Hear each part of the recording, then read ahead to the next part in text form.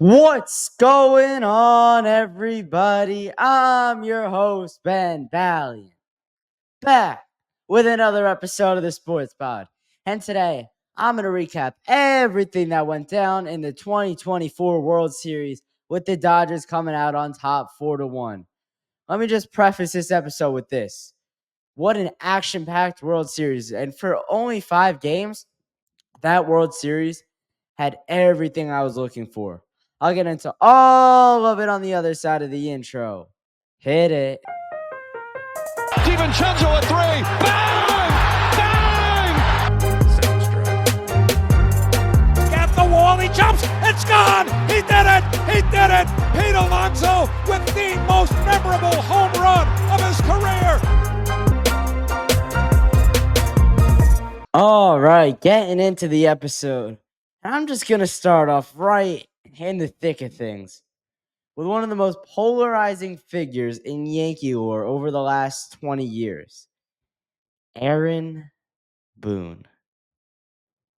Well, let me just start this off with this. So Aaron Boone took over the Yankees in 2017 as a manager, right? First managerial job that he's ever had. First job as a coach on an MLB roster. All right. Yankees go to the postseason. They've only missed the postseason once in his tenure, and it's been 7 years. They've been to the ALCS or further 4 times. Yeah, that was the first World Series appearance of Boone's tenure, but they have done a whole lot of winning since Aaron Boone has arrived in New York. And I don't know. I don't understand it all. Why do Yankee fans want to get rid of Aaron Boone? Can he possibly be that bad at managing a bullpen that even if you're going to the playoffs, essentially, virtually every year, you want to have this guy fired? That makes zero sense to me. Aaron Boone has done a just fine job with the Yankees, in my opinion. And if the Yankees don't pick up his contract, who are you going to go get? You want to go get Buck Showalter? You want to bring him back? Who you want to go get? You want to go get the Rangers bench coach? There's nobody to get that's like a top-of-the-line guy, and Aaron Boone has done enough to stay with the Yankees. I don't understand it. All he does is win. Yet people want him gone. What, because he brought in Nestor Cortez and Freddie Freeman gave a grand slam? That's not on Boone. That's on Cortez for throwing a ball right down the middle. I do not understand. It's nonsensical. I mean, that's the hard and cold truth. Aaron Boone has only won in New York. He hasn't had a season below 500. The closest was 82-80. And you're still above 500. As a Mets fan, I would kill for that every year. Jeez, man. Like, why do they want him gone? And this is something I've mentioned before. Like, if there's any Yankee fans listening to this right now, put in the comments below, why do you want Boone gone? Because the bottom line is, all you've done is win. So, make it make sense. Because if you win, that should secure your job security. I mean, I don't know what other way around it there is. All right, let's get to some of what Aaron Boone did in this postseason and this World Series more specifically. And even more specifically, the last 3 games of the World Series in the Bronx that would make Yankee fans want Booney out as manager. The first thing, not pitching Garrett Cole in Game 4 and assuming that there was going to be a game, that there wouldn't be a Game 7 for him to pitch in. So Garrett Cole started Game 1. Usually in the postseason, a starter in a 7-game series will go games 1, 4, and 7 on short rest. It's the World Series at this point. You got to do what you got to do to win. Garrett Cole is a different story. Garrett Cole pitched Game 1 as everyone expected. But after that, he waited until Game 5 to pitch on normal rest. And yeah, I get it. He threw 105-plus pitches, and he really emptied the tank. But Yankee fans wanted Aaron Boone to be a little bit more pushy and get Garrett Cole out there for Game 4, just in case there's no Game 7, which there ended up not being. And it would reset your rotation a lot faster, and it would knock out either Luis Gil or Clarke Schmidt, who at this point in the season and what Luis Hill did down the stretch, he shouldn't be pitching. And Clark Schmidt's not really a top guy on a postseason and a World Series contending team.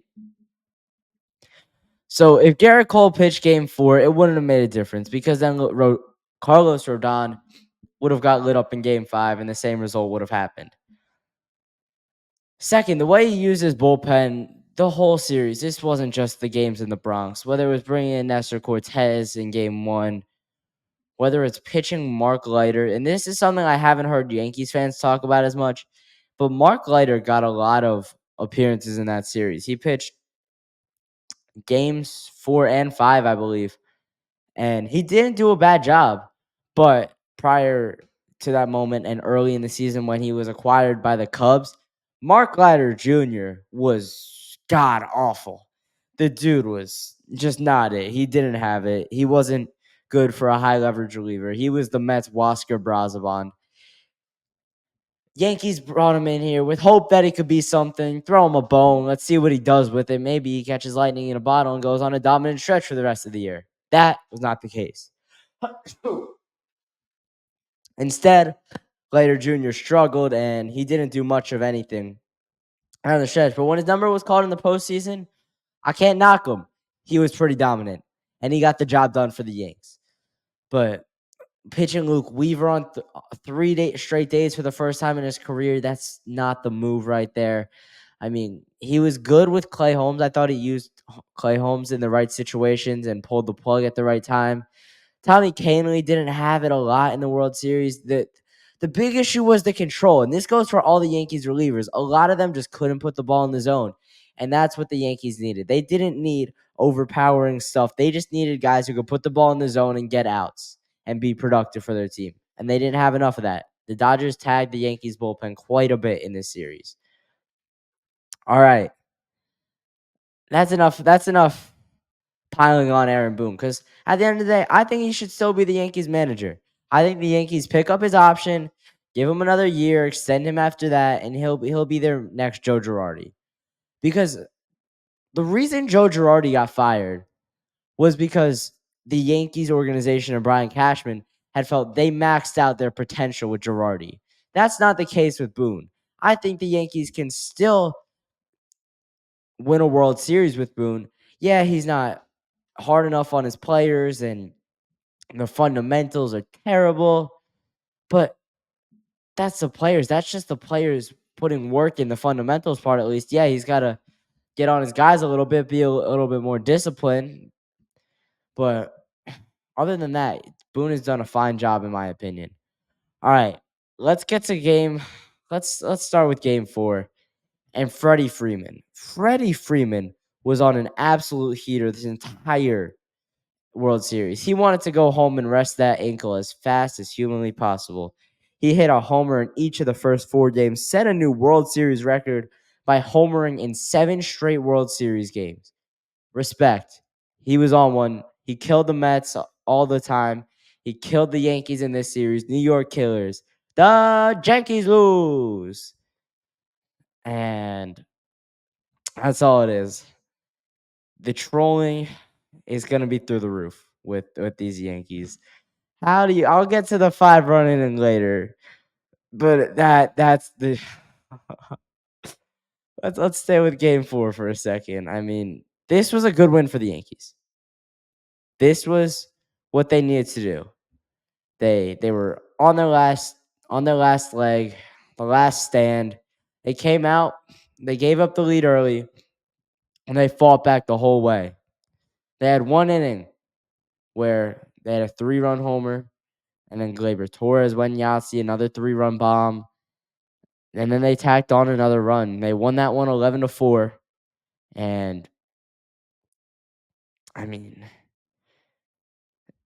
it was quite fun. It was quite fun to watch. And I mean, I don't know what happened in the Yankees that game. I don't know if it was moving Jazz Chisholm up a spot in the order to clean up and dropping Giancarlo Stanton down, even though Giancarlo has been dominant.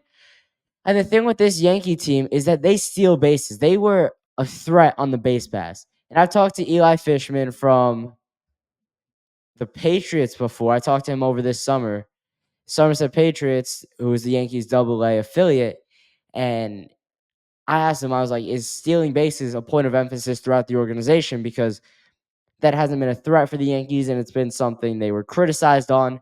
And he said, yeah, the speed training has definitely been amplified. And the stolen base, it's an art. It isn't just about being fast. It's about timing. It's about knowing when to pick your spots. Yes, it's about speed. It's about avoiding tags. There's so much that goes into it. It's about knowing the pitcher, scouting their pickoffs moves. There's so much that goes into stealing a base. And Jazz Chisholm and Anthony Volpe were exquisite at it this year, especially in the postseason. I feels like a lot of time when they were on base, it would be a double steal and the Yankees would have second and third. When just one of Volpe or Chisholm was on second, because it could have been Austin Wells behind them. It could have been, I don't know, Anthony Rizzo, because they're not going to throw down to second. So that double steal was uber effective in the playoffs. And that's what the Yankees did. They ran all over the Dodgers. They made them look bad. They had a Yankees win. And John Sterling's last. The Yankees win. The Yankees win of his career, because Game 5, we all know what happened. Let's get into that a little bit. Oh, boy. All right, let's just start with the first inning, or it would have been the second inning. Bottom of the second inning, 0-0 score. Yankees get first and third. Aaron Judge is up to bat. I believe it was Aaron Judge, at least. Aaron Judge, the sleeping giant, hadn't done much of anything at all the whole postseason. He had like 2 hits. He had 1 hit in the series, and he just came up there. It felt like it was only a matter of time before he hit one, and then they smacked it 403 feet to right center field to the bleacher creatures. It was only a 2-run homer off Jack Flaherty. And I'll get to Jack Flaherty in just a second because I want to recap the scoring real quick. The Judge finally hit one, went deep, right center field. It was only a matter of time before he scored one. And then a back-to-back and a belly-to-belly. Jazz Chisholm Jr. follows it up with a solo homer of his own. And then at that point, it's 3-0. You're going into the second inning. You're like, all right, let's keep adding on. Let's keep this going. Let's send this back to LA. And that's what happened in the second. Verdugo, bottom of the second, single to right field. Anthony Volpe comes around to score 4-0 Yanks. At this point, it is a party inside of Yankee Stadium. Beer is flying everywhere. Popcorn is flying. The Yankee crowd is in full effect. And Garrett Cole was pitching at a very high level at this point. Bottom of the third inning now. So the first 2 innings, Yankees scored at least a run. It's Stanton this time. He homers to right field. 5-0 Yankees in the third inning. And I'm like, oh my God, did the Yankees have a chance to get back in this? Did the Yankees have a chance to pull off the first 3-0 comeback in World Series history? Garrett Cole's dominating. The offense is clicking on all cylinders. But now we get to the top of the 5th inning. Oh boy, oh boy, oh boy. Where should I begin? Let's begin where it all started. Kike Hernandez, base hit. That's how rallies start. A base hit to lead off the inning, gets the table set, gets your guys coming up behind you with a runner on base in a kind of clutch situation, but a spot with a runner on base nonetheless. So Kike is on first. And then Garrett Cole induces a lazy line drive into center field. Seems like a routine play, but Aaron Judge charges in on it, sticks his glove out at it. He's tracking the ball. Oh, looks up. Oh no, where'd the ball go? It hits off Judge's glove, and it gives the Dodgers a second out. So now the Dodgers have first and second, I think, nobody out. Let me go to the play-by-play real quick. And in the top of the first, let's go top 5. Top 5 is Kike Hernandez. Single center field. Tommy Edman hits the lazy line drive out to center. Judge drops it. Kike Hernandez is safe at second on the air. Then you get Will Smith. Will Smith has been interesting because he's shown in his career that he could play at an all-star level, and he's a really good catcher, top of the league at his position. Because at the end of the day, I feel like it's kind of a weaker position across the MLB. I don't know. I think it doesn't really matter. That's just an observation. But he grounds the ball to the shortstop. Jazz Chisholm is shifted over a little bit because he wants to play for the pull A, and also because he will have to cover third. It is a force at third with runners on first and second. So he's a little bit shifted over towards third. So is Volpe. This ball is hit in that weird gap between second and third. But Volpe fields the ball on a forehand. Momentum is taking him all the way towards third base. And Will Smith does run pretty well for a catcher. I don't think he would have gotten Smith at first. So he fields the ball, sets his feet, fires to third, trying to get Kike Hernandez out, who isn't the slowest runner in the world either, might I mention. And it's not a terrible throw, but Jazz Chisholm is sort of late getting to the bag, and the ball, he catches the ball. Kike Hernandez kind of knocks it out. Jazz Chisholm kind of like flailing around. He doesn't really, I don't know what he's doing. And the ball pops out, bases loaded, nobody out for Gavin Lux. Strikeout. Shohei Ohtani in a huge moment. And Ohtani has done little to nothing in this playoffs and the World Series specifically. He had 2 hits the entire time. Another strikeout. And now we have some more fun. Mookie Betts comes to the plate. Mookie Betts gets a pitch sort of off the end of the bat, and he just pokes it out towards first base. It's a slow rolling ground ball, and it's bases loaded at this point, forced at every base. Anthony Rizzo waits back on the ball, and he fields it where a normal first baseman would, right? And then you would expect Garrett Cole to cover. That's a PFP. This is stuff that is practiced in spring training. Garrett Cole should be covering first base, but nope. Cole's too lazy for that. Cole thinks Rizzo could take it to the bag himself. But no, he couldn't. Rizzo tried jogging to first base, expecting Cole to be there, got up lackadaisical, but Cole wasn't there. And Mookie was busting it out of the box. And Mookie Betts got to first base safely. And a run scores. 5-1 Yankees, chip away. That's all the Dodgers had to do. That's how a rally was going to start. You're going to need a little bit of luck in the playoffs. Like in Game 4, the Yankees got every single break, or the Dodgers would have won that game. All right, after Mookie Betts, it's Freddie Freeman. Hadn't hit his homer yet in this one. Comes up with the bases loaded. Drives a ball. Just kidding. He got a pitch off his hands, knuckled it out into center field. A bloop single. 2 runs scored. Tommy Edman and Will Smith. Mookie Betts to third. So it's first and third with 2 away in the inning. And now Teoscar Hernandez comes up. Teo hasn't done much at all either in this playoffs. He was an automatic out in the NLCS, but he had arguably the biggest swing of his career here. Drove a ball right center field, right around the visitors' bullpen at Yankee Stadium. Hits the wall. Freeman hustles to score from first, and we have a brand new ball game. 5-5 in the top of the 5th after an absolute Garrett Cole implosion, and that's how that inning would end. Wow, how did the Yankees blow a 5-run lead and give the Dodgers 6 outs in an inning of an elimination game in the World Series? The Yankees lose. What was going on? Yankee fans. Is this on Aaron Boone too? Or is this one on your players? Is this on Aaron Boone for not coming to get Cole at 60 pitches, even though we got Cole at 88 in Game 1?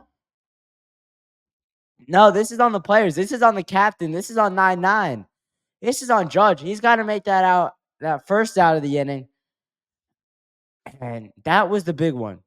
Because once you go up one error, things spiral out of control. It was reminiscent of the 2015 World Series when Cespedes kicked the ball in left field, but we're not going to mention that. What a World Series. Let me just reflect on the World Series for a second. Yeah, it was only 5 games. It was a gentleman's sweep. And people call me crazy for thinking the Dodgers were going to win in 5 games. I knew. The Mets would have spanked the Yankees also. But I've come to terms with the Mets losing because the Dodgers were far and away the best team in baseball all year. That's why they had home field advantage through the playoffs, and that's why they won the World Series. It was all chalk. That's how it was. But, and just talking about the World Series now a little bit. So much action, so many close games, so much high leverage opportunities.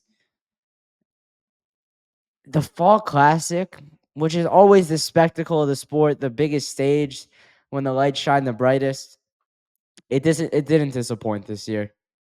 It really didn't. A generational hate watch. And let me just say, it is a lot of fun to watch intense baseball games when you don't have a horse in the race. Because if the Mets were in any of these games, I would have been stressing. I would have been a wreck. That's what I would have been. I don't think I would have had an hour of sleep combined through this whole World Series. And that's just a fact. I feel bad for Dodger and Yankee fans because their sleep, there was none. It was non-existent, quite frankly. And so much fun, so much energy, so much hype around the series. I don't mind Freddie Freeman winning the World Series MVP after what he went through this year with his son.